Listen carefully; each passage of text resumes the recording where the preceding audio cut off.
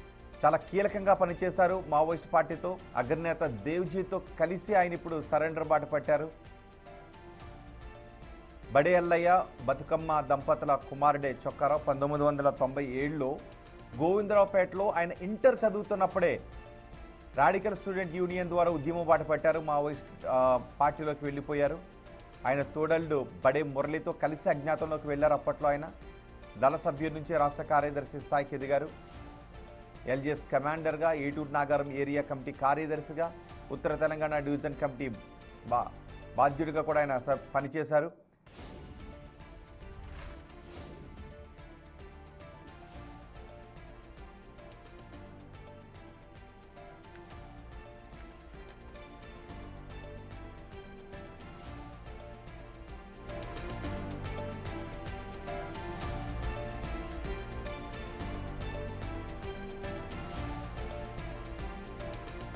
లొంగిపోయిన మావోయిస్టులు మీడియాతో మాట్లాడిన దృశ్యాలు కూడా మనం చూసాం.